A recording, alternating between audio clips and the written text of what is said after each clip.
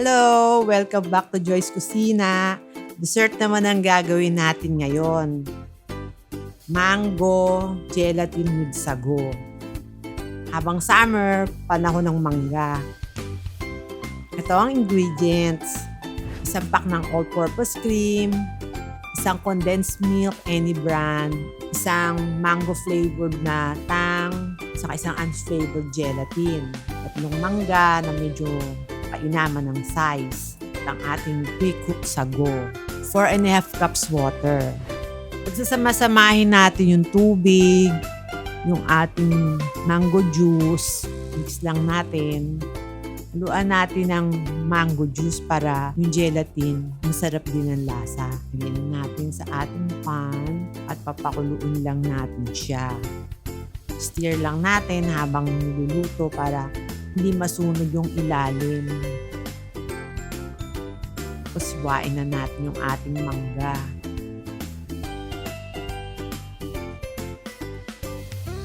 Ang ganda, no? Yellow na yellow. Mukhang ang tamis-tamis talaga ng mangga. Ito na ang ating gelatin after na maluto. Papalamigin muna natin siya. Pag lamig ng gelatin, pwede na nating hiwain ng maliliit.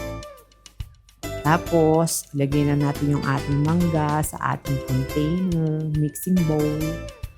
Lagyan natin ang condensed milk, ang ating cream,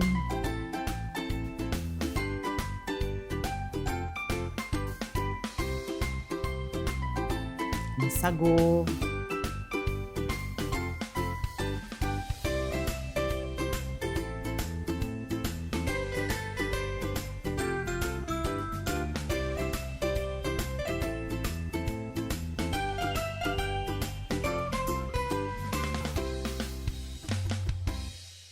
lagyan naman natin yung ating gelatin. Medyo marahan lang natin siyang ihahalo para hindi madurog ang gelatin.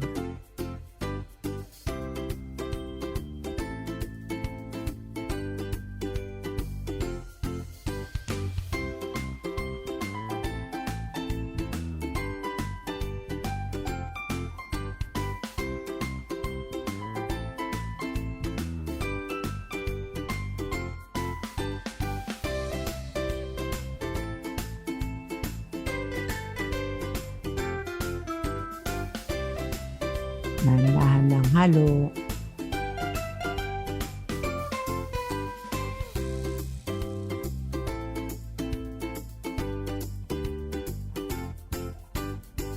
Pwede na tayong mag-serve.